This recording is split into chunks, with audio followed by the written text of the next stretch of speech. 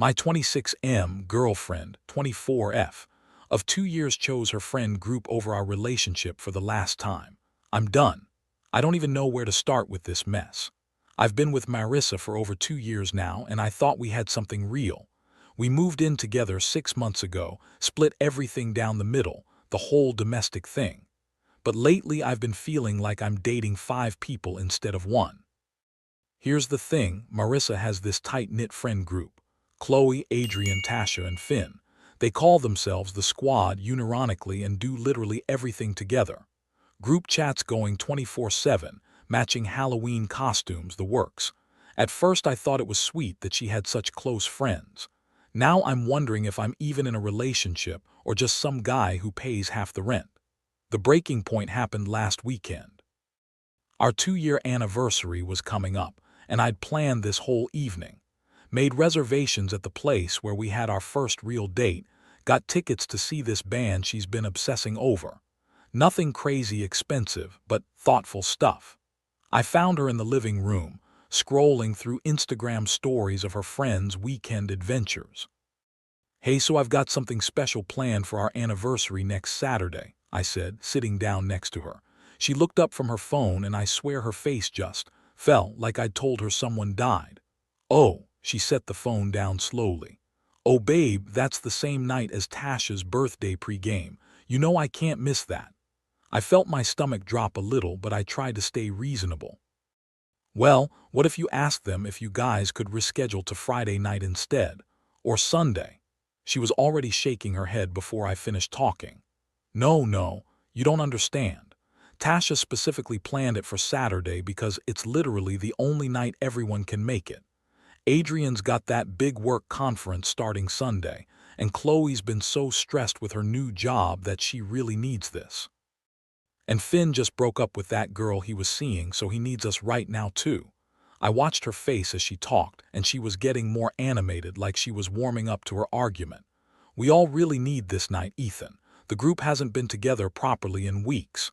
"But it's our anniversary," I said, and I hated how small my voice sounded. "This only happens once a year. You can see your friends literally any other time."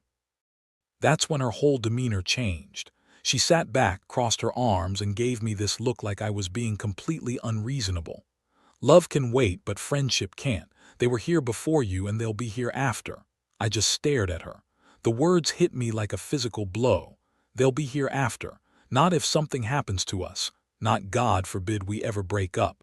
But a casual, matter-of-fact after. Like our breakup was already penciled into her calendar somewhere between next month's group vacation and Chloe's birthday party.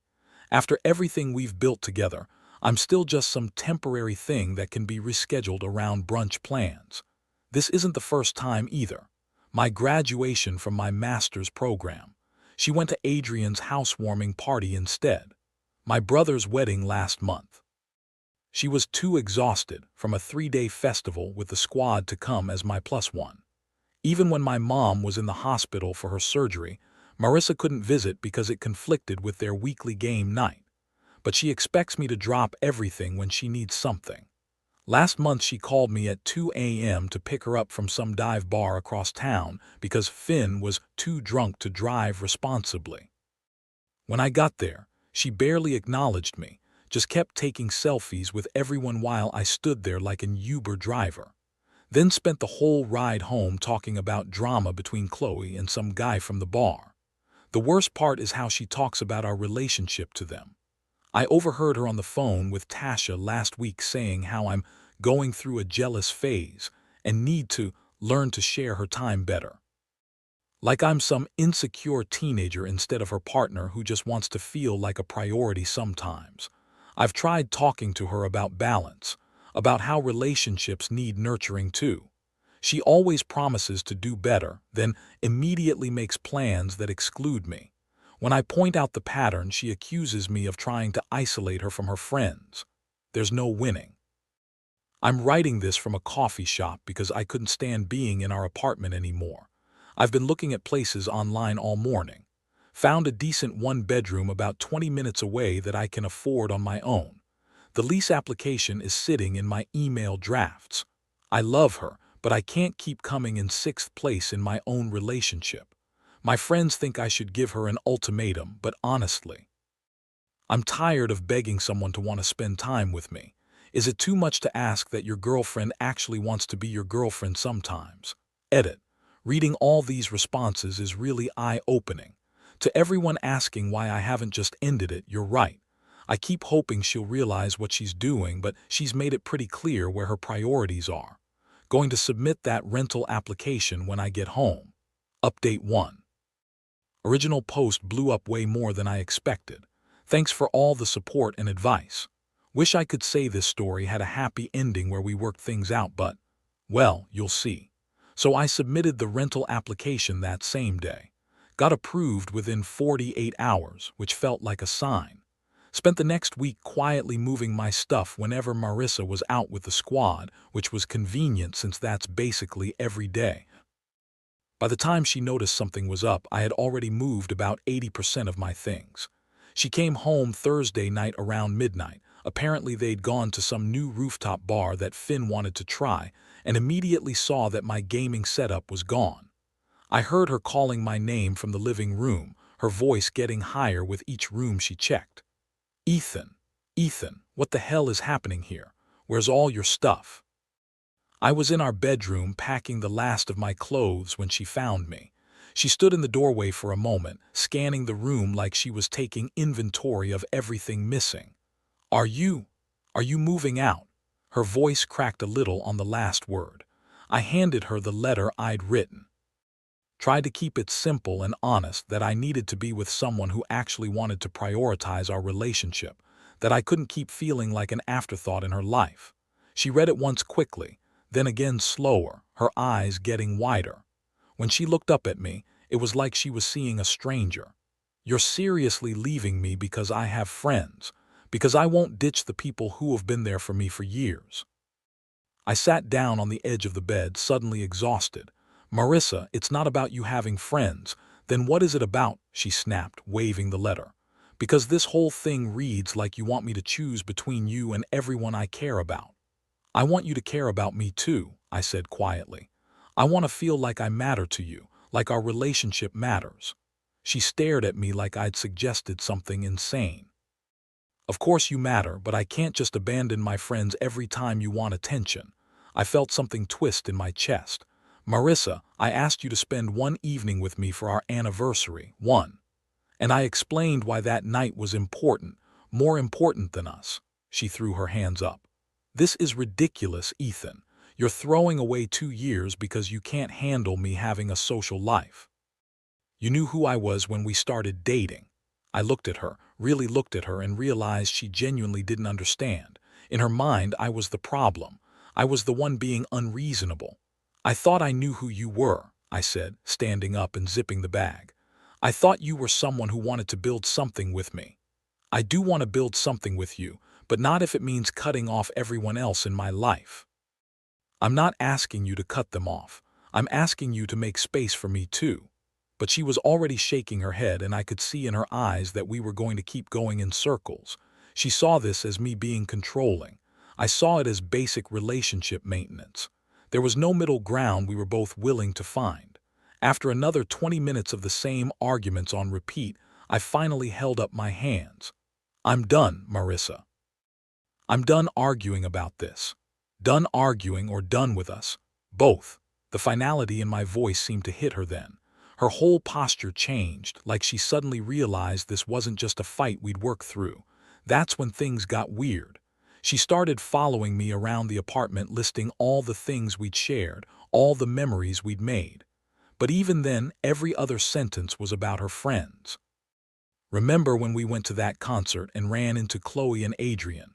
What about the time we cooked dinner for the whole squad? Like she couldn't even conceptualize experiences that were just about us. I told her I'd be back for the rest of my stuff over the weekend when she was at Tasha's pool party, because of course there was a pool party. Left my key on the kitchen counter and walked out, but apparently leaving wasn't enough for her. Saturday morning, I'm in my new place, finally feeling like I can breathe again, when my phone starts going crazy. Marissa's calling non-stop, sending paragraph-long texts about how we need to talk this through like adults. When I didn't answer, she started having the squad message me too. Qley sent me this long text about how Marissa is devastated and I'm breaking up the family. Finn called me immature for ghosting instead of working things out. Adrian tried the reasonable approach, suggesting we all meet up to discuss things.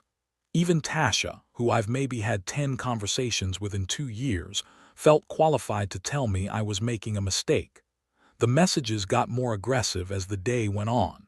Stuff like, "You're going to regret this," and "Marissa deserves better anyway." By Sunday evening, they were calling me emotionally abusive for abandoning her without warning, despite the letter I'd left explaining everything. Then Monday night happened. I got home from work to find all 5 of them standing outside my new building. Marissa was in front, with the squad arranged behind her like some kind of intervention crew. She started talking as soon as she saw me, loud enough that neighbors were looking out their windows. "We need to settle this right now. You don't get to just disappear and ignore everyone. We're all adults here." I told them there was nothing to settle. I'd made my decision, I'd explained my reasons, and I wasn't changing my mind. That's when Finn stepped forward with this gem. "Dude, you're being a selfish piece of shit. Do you know how much you're hurting her? How much you're hurting all of us, all of them?" I asked what exactly I'd done to hurt people I barely knew. Apparently by dating Marissa, I'd become part of their family system, and leaving her was like abandoning all of them. You could only imagine the face I made while listening to this complete nonsense. It was literally the most codependent thing I'd ever heard. The whole thing was surreal. Qley was crying. Adrian kept trying to mediate. Tasha was recording everything on her phone for evidence of what, I have no idea. And Marissa just stood there nodding along like this was all perfectly normal behavior. I told them they had exactly 30 seconds to leave my property before I called building security. When they didn't move and kept telling me to work things out like adults, I walked inside and did exactly that. Security came out and asked them to leave, which they did, but not before Marissa shouted that this wasn't over. That was 3 weeks ago. The calls and texts have finally stopped, but I still get the occasional message from a random number, probably one of them using someone else's phone. I doubt they would try to show up at my building again. Building management knows to watch for them now. I don't regret leaving, but I'm honestly shocked by how insane this got. Like, who brings their entire friend group to harass their ex? What kind of adult behavior is that? Update 2, back again with another update. Honestly didn't think I'd be posting more about this situation, but life has a sense of humor apparently.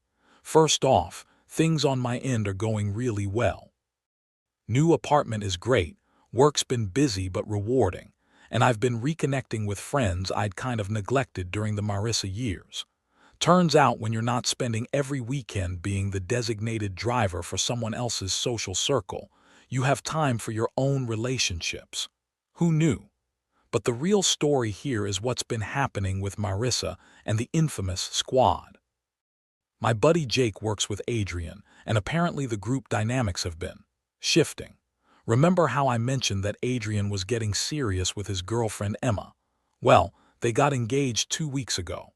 Emma's been pretty vocal about thinking the whole group setup is immature and has been pushing Adrian to establish better boundaries. According to Jake, Adrian's been slowly pulling back from the constant group activities. Missing the weekly hangouts, not responding to the group chat as much, actually prioritizing his relationship. Sound familiar? Marissa apparently lost her shit when Adrian said he couldn't do their annual weekend trip to the beach house because he and Emma had already planned a trip to visit her parents. "You're becoming just like Ethan," was supposedly her exact words. Because God forbid someone prioritize their romantic relationship over weekend beach trips. But it gets better. Qley got a promotion at work that requires her to relocate to Portland. She's been trying to coordinate virtual hangouts and plan visits, but Marissa's been cold about the whole thing. Apparently she made some comment about how real friends don't abandon the group for career opportunities. Qley is understandably hurt by this reaction to what should be good news. Then there's the Tasha and Finn situation. I never got the full story while I was dating Marissa, but apparently those two have had an on and off thing for years that everyone just pretends isn't happening. Well, it's happening again, but this time it's serious enough that they want to actually date instead of just hooking up after group events. Marissa is not handling this well because it changes the group dynamic, and she's worried about what happens if they break up. So let me get this straight. When I complained about feeling deprioritized, I was being controlling and selfish. But now when she's feeling deprioritized by her friends, suddenly it's a tragedy and everyone is abandoning her. The best part, and I'm getting this through Jake's girlfriend, who's friends with Emma, is that Marissa has been going around telling people that everyone is pulling an Ethan on her. Like wanting to grow up and build adult relationships is some kind of betrayal epidemic that I started. I don't think she even realizes no one is taking her seriously anymore. Meanwhile, I've been having actual fun for the first time in months. Went to a concert last weekend with some college friends who I hadn't seen in ages. No group coordination required. No one insisted on taking Instagram photos every 5 minutes, and I didn't have to leave early because someone needed emotional support for their latest drama. It was revolutionary. I've also been seeing someone new. Nothing serious yet, but Sarah is. Refreshing. She has close friends, but she also understands that relationships require one-on-one time to grow. Novel concept, right? We had dinner Friday night, just the two of us, and she didn't check her phone once. Didn't even occur to me how unusual that was until later.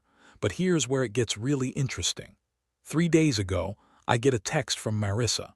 First direct contact since the apartment building confrontation. Hey, I know things ended badly between us, but I've been doing a lot of thinking. Maybe we could grab coffee sometime. I feel like we both said things we didn't mean. What the hell?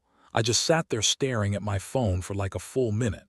After months of complete silence and now this, it felt like getting sucker punched out of nowhere. I didn't respond immediately, but then yesterday she sent another one. I know I made mistakes. I was young and didn't understand how to balance everything. But I've been learning and growing, and I think we could try again if you're open to it. I showed the messages to Jake, and he just laughed. Apparently word has gotten back to Marissa that I've been doing well, that I'm seeing someone new, and that I seem genuinely happier. Jake thinks she's realizing that maybe having a devoted boyfriend wasn't such a terrible thing after all. The timing is pretty telling, though. Right when her friend group is naturally evolving and she's facing the reality that people grow up and their priorities change, suddenly she wants to revisit our relationship. Where was all this learning and growing when I was begging her to understand my feelings for 2 years? I'm not responding to the messages. I don't owe her a coffee date or a chance to explain herself. I spent 2 years trying to get her to understand what I needed from a partnership, and she consistently chose to dismiss those needs. I'm not interested in being her backup plan now that her primary social structure is changing. Edit. Some people are asking if I think she's genuinely changed or if this is just convenience. Honestly, it doesn't matter. Even if she has learned something about relationships, I've moved on. I'm building something new with someone who already understands what partnership looks like. Why would I go backward? Final update. Probably my last post about this whole situation, but wanted to share how things wrapped up since so many of you have been following along. The Marissa text messages continued for about another week after my last update. Nothing aggressive or manipulative, more like she was trying to find the right combination of words that would get me to respond. A few highlights. I finally understand what you meant about balance. I see it now. The group isn't the same anymore. I think I was using everyone to avoid dealing with real intimacy. I miss talking to you, not even about getting back together, just talking. That last one almost got me. We did used to have great conversations, especially early in our relationship. But I reminded myself that good conversation doesn't mean good partnership, and I stayed silent. Things came to a head last Tuesday. Sarah and I were having dinner at this Italian place downtown when I spotted a familiar group at a corner table. Marissa, Finn, and Tasha. Adrian and Qley were notably absent. Apparently Adrian was at some couple's thing with his fiancée, and Qley was already in Portland setting up her new life. Marissa saw me before I could suggest we leave. Our eyes met across the restaurant, and I could see her debating whether to come over. Sarah noticed me tense up and asked if everything was okay. I explained the situation briefly. She knew I had an ex who'd been reaching out, but not the full drama. To her credit, Marissa didn't cause a scene. She just gave me a small wave, then seemed to have an animated conversation with Finn and Tasha. I figured that was the end of it, but as Sarah and I were leaving, Marissa approached us near the exit. "Ethan, hey, I don't want to interrupt your evening, but could I talk to you for just a minute?" Sarah squeezed my hand and said she'd wait by the car, probably the most graceful way anyone's ever handled meeting their partner's ex. Marissa looked different, tired maybe, or just older. She started talking quickly like she'd rehearsed it. "I know you haven't been responding to my messages, and I understand why. I just wanted to say that you were right about everything. About the balance, about priorities, about what a real relationship should look like. I see Adrian with Emma and I watch how they support each other, and I realize I never did that with you." I told her I appreciated her saying that, but it didn't change anything between us. "I know, I'm not asking for another chance. I just needed you to know that I understand now. And I'm sorry. Really, genuinely sorry for how I treated you and how I reacted when you left." It was the first time she'd actually apologized without any qualifiers or excuses. She looked over at Sarah in the parking lot and smiled sadly. "She seems lovely. I hope she appreciates what she has." And that was it. She went back to her table, I went to my car, and Sarah asked if I was okay. I realized I actually was.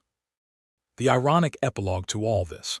I heard through Jake that the squad is essentially done. Adrian's fully committed to his new life with Emma and barely talks to the group anymore. Qley's loving Portland and has made friends through work. Tasha and Finn are dating now, but apparently want space from the group dynamic that complicated things for so long. Marissa's been trying to keep the group together, planning events and sending nostalgic messages about the good times. But you can't force people to stay in a dynamic they've outgrown. She's learning what I tried to tell her months ago, that relationships, all relationships, require mutual investment and understanding. When people feel like they can't be authentic or pursue their own growth, they leave. As for me and Sarah, things are progressing nicely. She met some of my friends last weekend, and it was effortless. No one felt like they had to perform or compete for attention, just adults hanging out and getting to know each other. She's been talking about maybe taking a weekend trip together next month, just the two of us. The fact that this seems normal and exciting rather than selfish or threatening tells me everything I need to know about the difference between healthy and unhealthy relationship patterns. I don't wish anything bad for Marissa. I hope she figures out how to build connections that don't require her to sacrifice other important relationships. But I'm glad I had the courage to walk away when I did. Sometimes the best thing you can do for yourself is refuse to accept being treated like an option. Thanks for all the support throughout this whole saga, Reddit. Time to close this chapter permanently and focus on the new one.